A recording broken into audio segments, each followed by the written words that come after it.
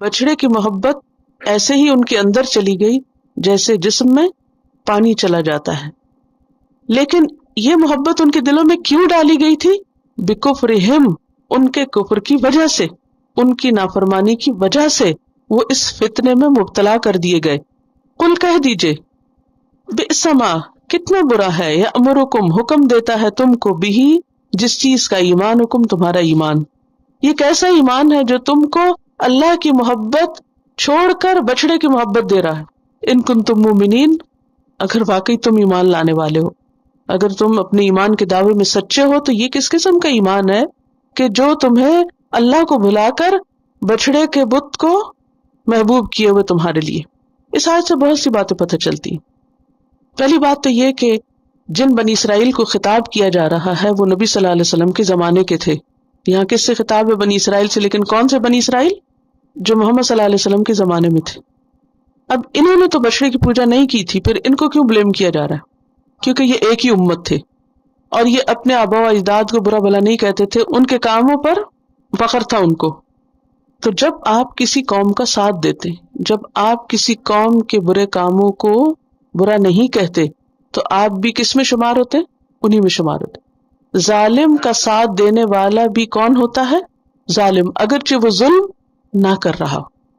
مثلا اگر کوئی شخص قتل کر رہا ہے اور دوسرا اس کو صرف شے دے رہا ہے، تو قیامت کے دن یہ بھی اتنے ہی جرم میں دھر لیا جائے گا، کیونکہ اس نے اس کو شے دی کہ ہاں کرو قتل. اور اسی طرح باقی برائیوں کے معاملے میں بھی جب کوئی انسان غلط کر رہا ہو تو اس کو برائی سے روکنا چاہیے، نہ کہ اس کی غلطی پر اس کو شے دینی چاہیے، کیونکہ غلطی پر شے دینے والا ایسا ہی ہے جیسے خود غلطی کرنے والا. تو یہاں بنی اسرائیل کے اس گروہ کو سنایا جا رہا ہے جو نبی صلی اللہ علیہ وسلم کے زمانے میں تھے.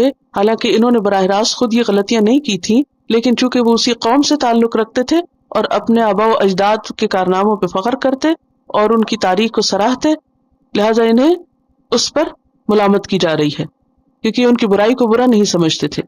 دوسری بات یہ ہے کہ اللہ نے ان کے اوپر کوہ طور بلند کیا تھا. اس سے یہ پتہ چلتا ہے کہ اللہ کی طاقت بہت بڑی. وہ چاہے تو پہاڑ کو ایک آن میں اٹھا کے کسی کے سر پہ معلق کر دے، کچھ بھی کر سکتا ہے.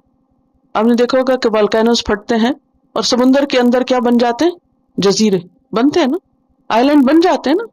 تو یہ کس کے حکم سے ہوتا ہے؟ کس کے اذن سے ہوتا ہے؟ کون ہے کرنے والا؟ کون ہے وہ آگ دہکانے والا اس کے اندر سمندر کے؟ اللہ. ابھی پچھلے دنوں ایک نیا آئیلینڈ بنا ہے. تو اگر آج کے دور میں یہ ہو سکتا ہے تو اس دور میں بنی اسرائیل کے ساتھ بھی ہو سکتا ہے کہ اللہ تعالیٰ کہیں سے بھی پہاڑ اٹھائے اور ان کے سر کے اوپر معلق کرے. تو یہ اللہ کی قدرت کی نشانی بھی ہے، کیونکہ اس کے لیے تو کسی بھی کام کو کرنے کے لیے کیا کرنا ہوتا ہے؟ کن فیکون. اور پھر آپ دیکھیے کہ کیا کہا گیا، خذوا ما آتیناکم بقوۃ، جو دیا ہے اسے مضبوط پکڑو. اس میں ہمارے لیے کیا حکم ہے؟ کتاب کو قوت سے پکڑنے کا حکم ہے. اور قوت سے پکڑنا ہے کوئی حصی قوت نہیں ہے کہ بہت زور سے پکڑ لو. اس سے مراد کیا ہے؟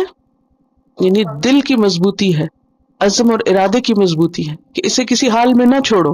اور دین پر مضبوطی سے عمل کرنے کا حکم ہے، کیونکہ صرف پکڑ کے رکھنا مراد نہیں بلکہ اس سے مراد عمل بھی ہے.